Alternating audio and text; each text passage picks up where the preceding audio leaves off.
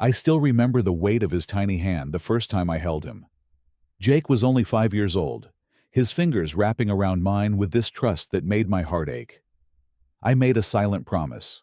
Right then, I will always be here for you. 12 years followed. Little league games in the rain, scraped knees, I bandaged algebra homework we struggled through together, teaching him to parallel park in an empty parking lot.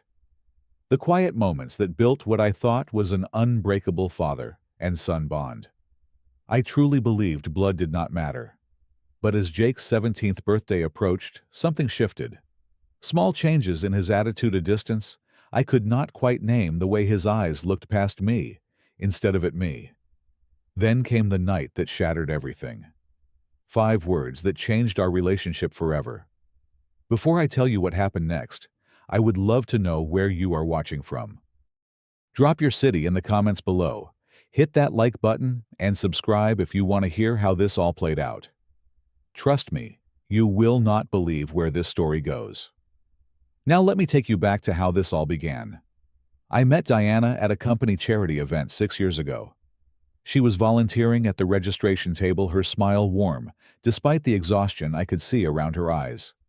We talked during her break, and I learned she was a single mother, raising an 11-year-old boy named Jake. She was strong, working 2 jobs to keep them afloat, but I could tell the weight was crushing her. Jake's biological father, Marcus, had left when Jake was only 5 years old. He paid minimal child support, and even that came sporadically. Marcus had remarried, started a whole new family in another state, and rarely called. When he did, it was always brief, always surface level. I took things slow with Diana. We dated for 6 months before I even met Jake properly.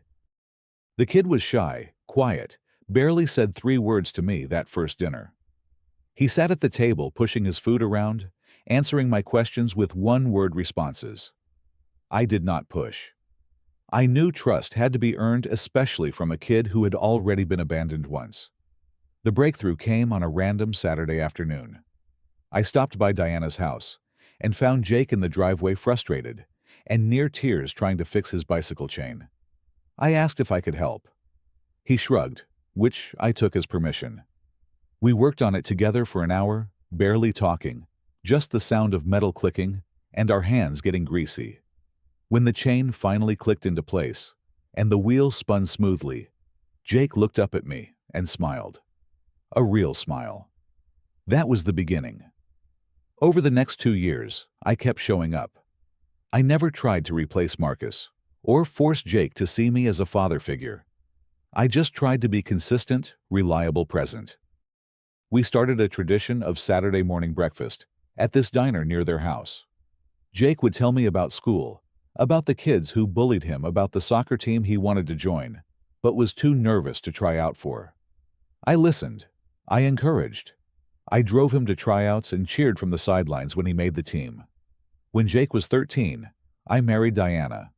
It was a small ceremony in our backyard, and Jake stood beside me as my best man. He wore a suit that was slightly too big, his hair combed neatly for once, and when the officiant asked if anyone objected, Jake grinned and stayed silent.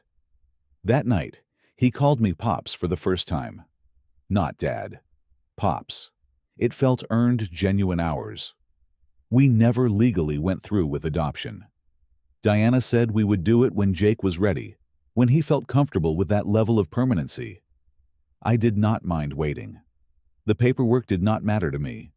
What mattered was the life we were building together. The next 4 years were good. Really good. I taught Jake woodworking in our garage. We built a bookshelf together for his room, then a coffee table for the living room. I attended every single one of his soccer matches for 4 seasons straight, even the away games that required 2-hour drives. Every Tuesday night was homework night.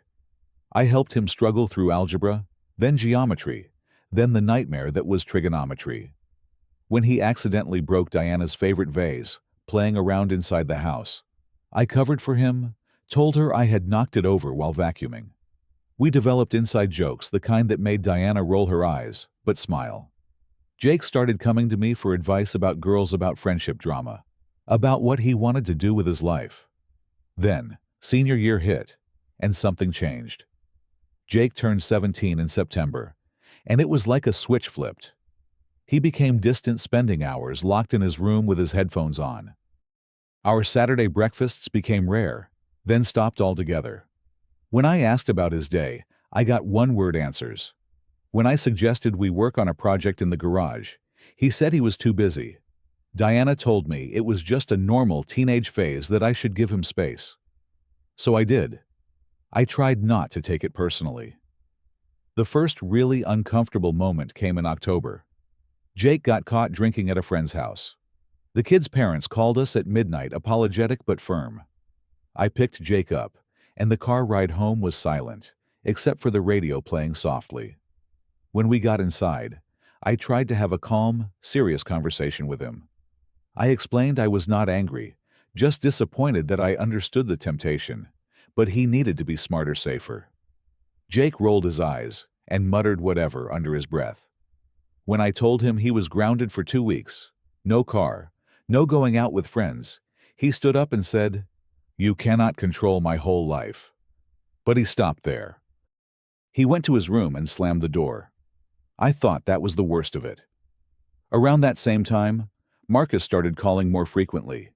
He had been mostly absent for years, maybe a phone call every few months, a birthday card with a $20 bill inside if Jake was lucky. But suddenly, Marcus was taking Jake out for dinners, at expensive restaurants, buying him gifts, new sneakers, a gaming console. Jake would come home from these dinners energized in a way I had not seen in months. He would talk about Marcus's job in finance, his apartment downtown, with the view of the city, his new sports car. Everything was cool, this, sick, that. I felt the first real pang of insecurity creeping in. Diana noticed my discomfort and squeezed my hand one night after Jake had gone to bed. "You are his real father, not Marcus," she said. "Jake knows that." But I was not so sure anymore. College discussions started in November. Jake had been accepted to several universities, ranging from local state schools to expensive private institutions out of state. Diana and I had been saving in a college fund since we got married. It was not a fortune, but it was something. We sat Jake down at the kitchen table one Sunday afternoon to go through the options, talk about financial aid, scholarships, realistic expectations. I pulled out a spreadsheet I had made showing the costs of each school, what we had saved, what Jake would need to cover through loans or work-study programs. Our college fund had $35,000, enough to cover 2 solid years at the state university, or all 4 years if he started at community college and transferred. I suggested the community college route. It was practical, financially smart, and the credits would transfer seamlessly. Jake's face darkened immediately. He wanted the private university out of state, the one where Marcus had gone.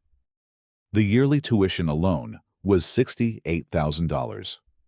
I tried to explain gently that it was not realistic, that we would need to take out massive loans, that he would be drowning in debt before he even started his career.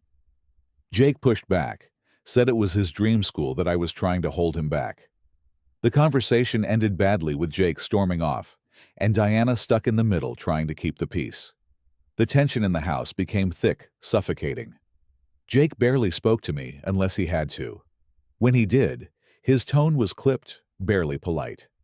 I told myself to be patient, that this was just stress about the future, normal senior year anxiety. 3 weeks before graduation, everything exploded. It was a Tuesday night in late May. Jake came home 2 hours past his curfew on a school night. I had waited up, sitting in the living room with the lights dim, trying to read, but mostly just staring at the door. When he finally walked in, I could smell the beer on him immediately. His eyes were red, his movements unsteady. My heart sank. I was not angry. I was worried, disappointed, scared for him. I stood up and asked where he had been, who he had been with. Jake waved me off like I was a nuisance. "I am basically an adult," he said, his words slightly slurred. "I do not need a babysitter." I stayed calm, or tried to. I explained that while he lived under our roof, certain rules applied. It was not about control. It was about safety, about respect. Jake scoffed. These are your rules, not mine.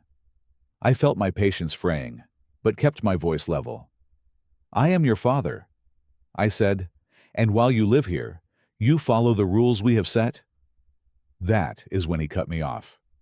His face twisted with something I had never seen before.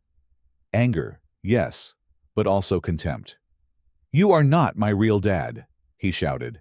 You have no right to tell me what to do. The silence that followed was deafening.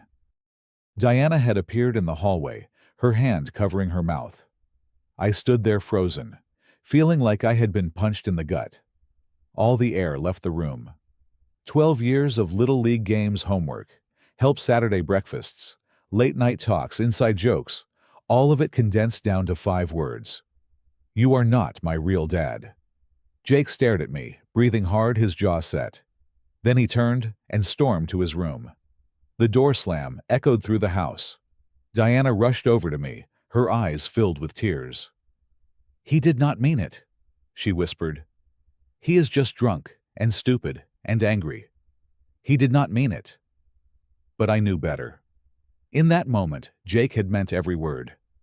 Maybe he would regret it later. Maybe he would wish he could take it back. But in that moment of raw honesty, that was how he truly felt. I was not his real dad. I had no right. I could not sleep that night. I lay in bed staring at the ceiling, replaying every moment of the past 12 years, questioning everything.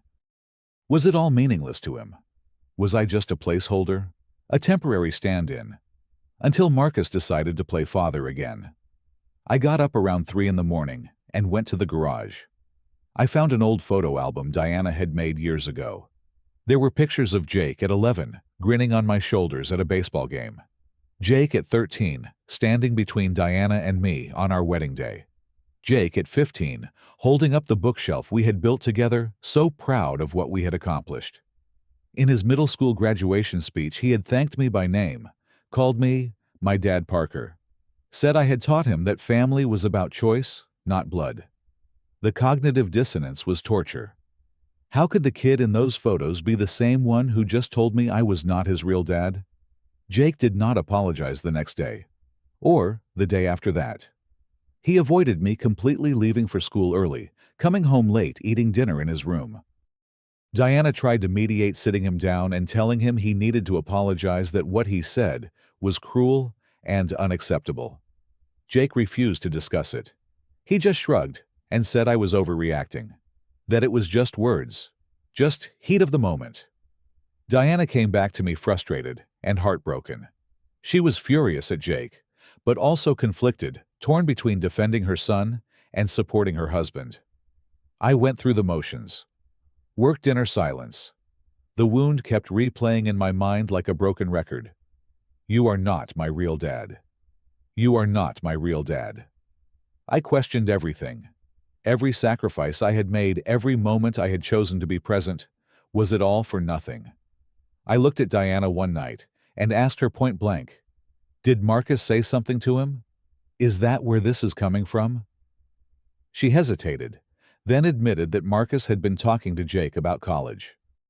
Apparently, Marcus had told Jake not to let anyone hold him back from his dreams, that he had Jake's back, now that he would help make the expensive university happen.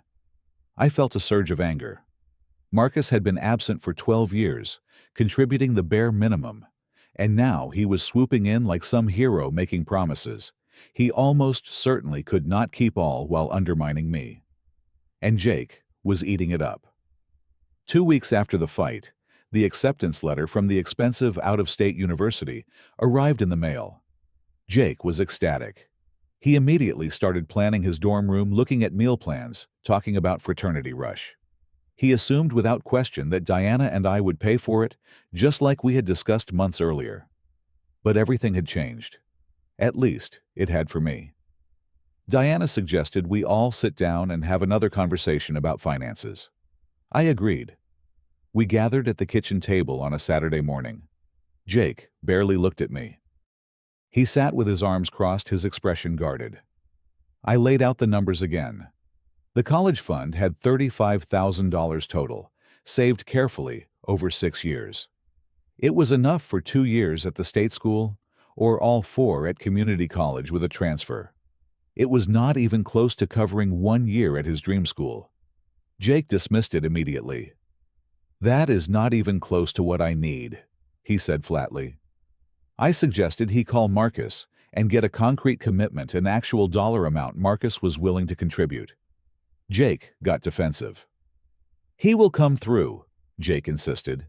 "He always does." I almost laughed. Always does. Marcus had not come through for anything in 12 years. But I kept that thought to myself. That night, I made my decision. I had spent weeks in emotional turmoil, questioning my worth, my role, my place in Jake's life. But Jake had made his position clear. I was not his real dad. Fine. Then I would not act like one. If Jake wanted Marcus to be his father, then Marcus could be his father in every way, including financially. I was done begging for respect from someone who clearly did not see me as family. The next morning at breakfast, I addressed Jake directly. Diana was pouring coffee, and Jake was scrolling through his phone, ignoring both of us. I cleared my throat. "Jake, I have been thinking a lot about what you said a couple weeks ago." He glanced up wary. "You made it very clear that I am not your real father." I continued, keeping my voice calm and measured. "I have thought about that a lot, and I have decided that you are right.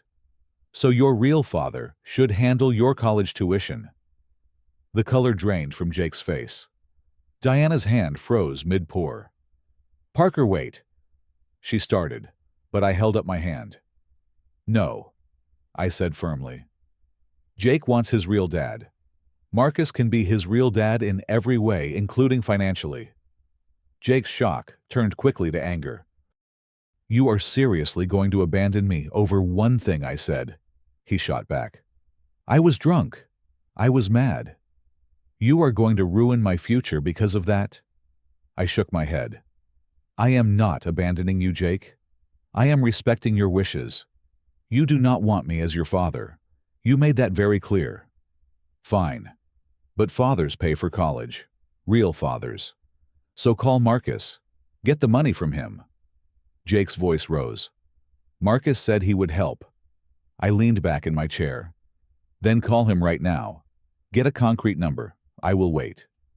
The kitchen went silent, except for the hum of the refrigerator. Jake stared at me, then at Diana, then back at me. "You are serious," he said, disbelief in his voice. "Completely serious," I replied. "Call him, right now, on speaker." Jake pulled out his phone with shaking hands. He dialed Marcus, and we all waited. It rang 4 times before Marcus answered, his voice cheerful and distant. "Hey, buddy, what is up?" Jake swallowed hard. "Dad, about college. You said you would help with tuition, remember?" There was a long pause on the other end. "Oh yeah, totally," Marcus said slowly. "I meant like I can probably send a couple thousand here and there. You know, for textbooks, maybe some spending money." Jake's face crumbled. "But you said you had my back?" He said, his voice breaking. "I do, buddy, I do. But 68 grand a year? That is a lot of money. You have got your stepdad for that, right?" Marcus laughed nervously. "That is what he is there for." The line went quiet. Jake looked at me, his eyes wide, the phone still on speaker in his trembling hand. I stood up, slowly, looked at him directly, and said what I had been holding back for weeks. "I have been here for 12 years, Jake. I chose you. Every single day, I chose you. Marcus did not." Jake opened his mouth, but I continued. "But you chose him with your words. You told me I was not your real dad. So now live with that choice. If you want to go to that university, figure it out with your real dad." I walked out of the kitchen, my heart pounding, Diana following behind me, torn between the two of us. The next week was chaos. Jake spent every spare moment trying to reach Marcus. He called, texted, left voicemails. Marcus answered occasionally, but his excuses multiplied. Business trips. His new baby had medical bills. His wife needed surgery. He would have a clearer picture next month. But next month never came with any real answers. Jake started researching student loans and quickly discovered the brutal reality.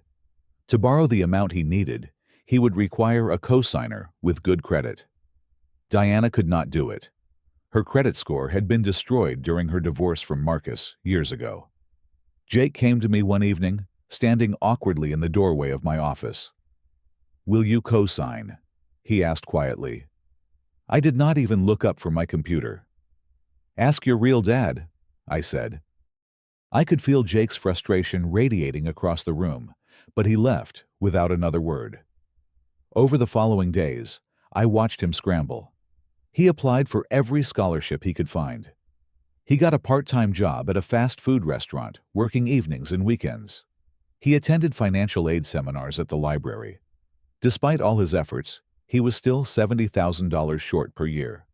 The dream of the expensive university was crumbling, and reality was setting in hard. 2 weeks after our kitchen confrontation, Jake tried to apologize. I was in the garage working on a bookshelf sanding down the rough edges when he appeared. "Hey," he said softly. "Can we talk?" I kept sanding, did not look up. He took a tentative step closer. "I am sorry about what I said. I did not mean it." I paused, blew the dust off the wood, and finally looked at him. "Yes, you did," I said calmly. "You meant it in that moment. And that is what matters." Jake tried to justify it. "I was just angry. Teenagers say stupid things. You know that." I set down the sandpaper. "You are right. Teenagers do say stupid things. And parents set boundaries. Real parents." He flinched. "So what, you are just going to punish me forever?" I shook my head. "I am not punishing you, Jake. I am accepting your truth. You do not see me as your real father." "Okay. I accept that." He looked desperate now. "But you are my dad. You have always been my dad." I felt the anger I had been suppressing rise to the surface. "Then why was it so easy for you to say I was not?" Jake had no answer. He stood there, tears forming in his eyes, his mouth opening and closing like he was searching for words that would not come. "Words matter, Jake," I said quietly. "Actions matter more. You cannot unsay what you said. But I can choose how I respond. And I am choosing not to be disrespected in my own home by someone I have given everything to." He left the garage defeated, and I went back to sanding, my hands shaking. Diana was caught in an impossible position. She begged me to reconsider almost every night. "You are breaking his heart," she pleaded. "He is just a kid." I shook my head. "He is 18 in 3 months. Old enough to vote, old enough to enlist, old enough to know that words have consequences." Diana pressed on. "But college is his future. You are going to let him throw it away because he hurt your feelings." That stung. "This is not about my feelings." I said, my voice harder than I intended. "This is about teaching him that he cannot throw away 12 years of a relationship when it is convenient and then expect everything to go back to normal when he needs something." Our marriage was strained. Diana and I barely spoke beyond logistics. She understood my pain, but feared for Jake's future. I understood her fear, but refused to compromise my boundaries. We existed in a tense standoff, and Jake was in the middle, finally experiencing the consequences of his choice. 1 month after everything fell apart, Jake came to me with a new plan. He had accepted admission to the local state university. He would use the college fund I had saved, apply for additional financial aid, and work part-time to cover his expenses. He would commute from home to save on housing costs. It was not his dream, but it was realistic, achievable. I nodded when he told me. "That sounds like a good plan," I said simply. 3 days before his high school graduation, Jake came to me again. This time, there were no excuses, no justifications. He sat down across from me in the living room and just started talking. I was a selfish, stupid kid. He said, his voice steady but heavy with emotion. Marcus filled my head with promises. He made everything sound easy fun, like life was supposed to be this big adventure without any rules or sacrifice. You were the one setting boundaries because you cared. You were the one making me think about consequences, about the future, about responsibility. And I hated it. I wanted the fun dad, not the real one. He took a shaky breath. But Marcus is not a real dad. He never has been. He makes promises he does not keep. He shows up when it is convenient and disappears when it gets hard. You have been there every single day. Every game, every homework session, every hard conversation. You chose me. And I threw that away because I was too immature to see what I had. Tears were streaming down his face now. I know I cannot take back what I said. But I need you to know that you are my real dad. You always have been. And I am so sorry I made you feel like you were not. I listened to every word. I saw the genuine remorse in his eyes, the understanding that had finally broken through his teenage arrogance. I am not your biological father, Jake, I said quietly. I know that. You know that. But I chose you every single day for 12 years. I chose to show up, to be present, to love you even when it was hard. That is what makes a real dad. I paused, gathering my thoughts. You hurt me deeply.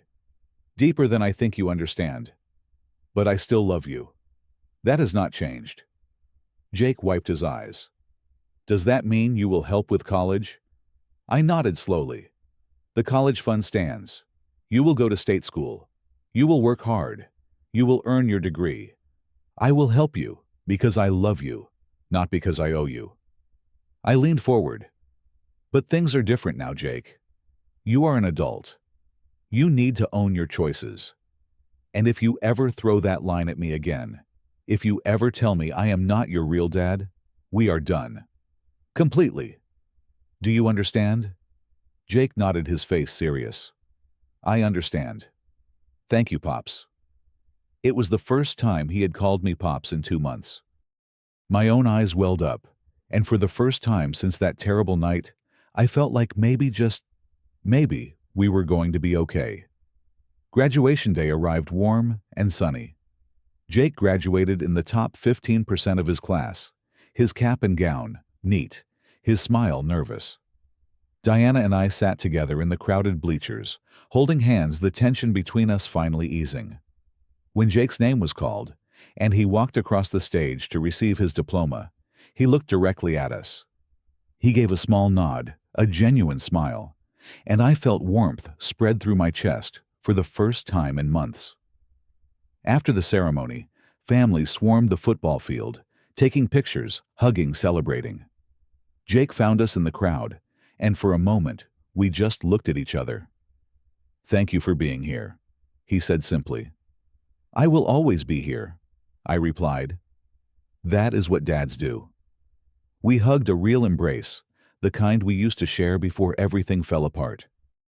Diana wrapped her arms around both of us, tears of relief streaming down her face. Marcus had promised to attend the graduation. He had told Jake he would definitely be there, that he would not miss it for the world. But when we scanned the crowd, he was nowhere to be found. No phone call, no text, no excuse. Jake was not even surprised. I see him clearly now, Jake told me quietly as we walked to the car. I did not say I told you so. I did not need to. The lesson had already been learned. Jake's first semester at State University was a revelation. He thrived. He made the dean's list, joined a business club, and called me every week to share updates.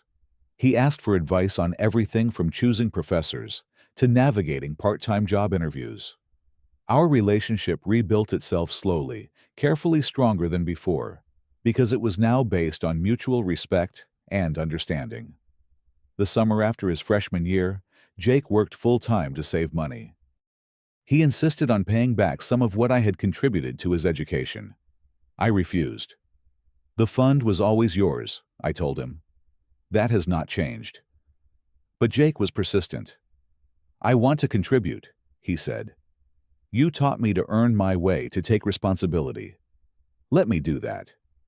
We compromised.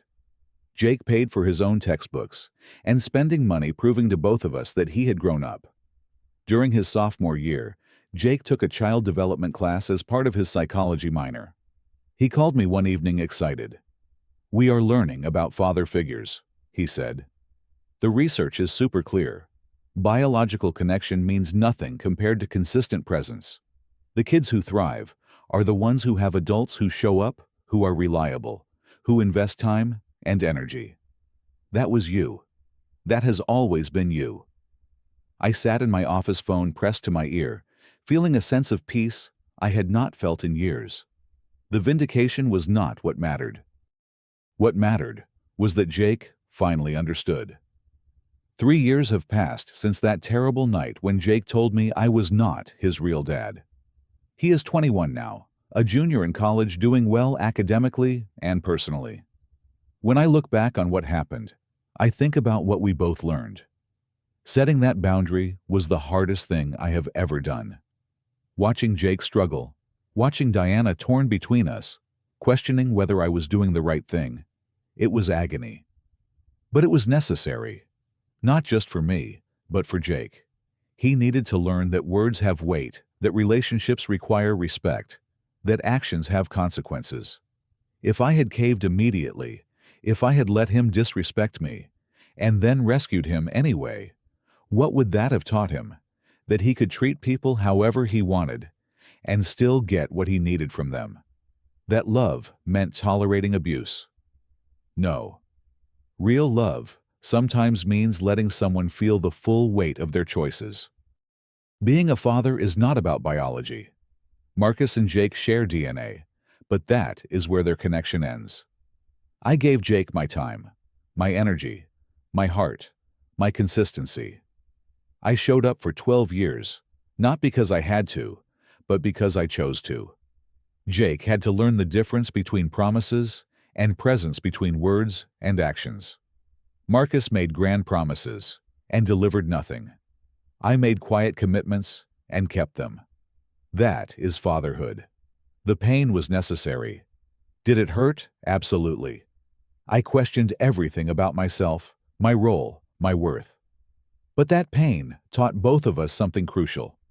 Jake learned that words can wound, that relationships are fragile, that respect is not optional.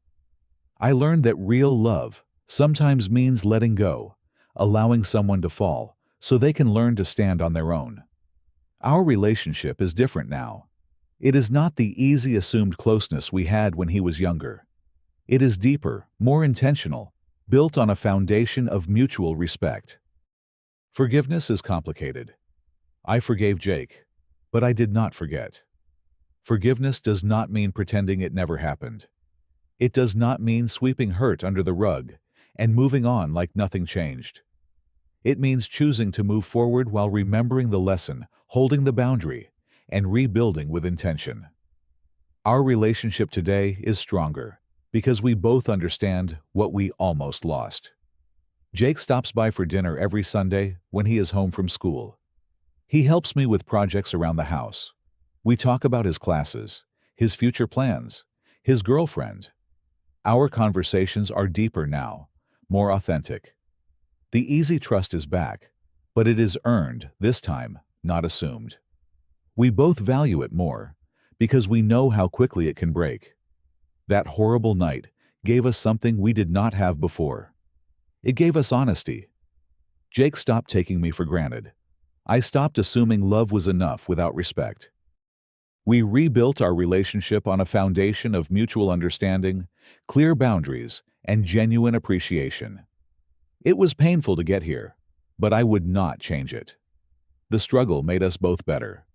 If you are a step-parent reading this, know that it is not always going to feel fair. You will give everything and sometimes get hurt in return. You will question whether it is worth it, whether you matter, whether your love is enough. But boundaries are not cruelty. They are love with self-respect. Real fathers do not just provide money, food, shelter. We teach, we guide, we set limits. And sometimes the hardest lesson is the one that changes everything. Jake calls me dad now. Not pops, not stepdad, just dad. Because we both finally understand what that word really means. It means showing up. It means consistency. It means loving someone enough to hold them accountable. It means being there even when it is hard, even when it hurts, even when you are not appreciated.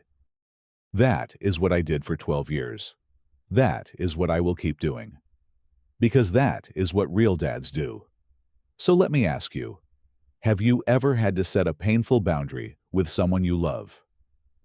How did it turn out? Drop your thoughts in the comments. I would love to hear your story. And if this resonated with you, hit that like button, subscribe to the channel, and share this with someone who might need to hear it. Sometimes the hardest love is the most important love. Thank you for listening to my story.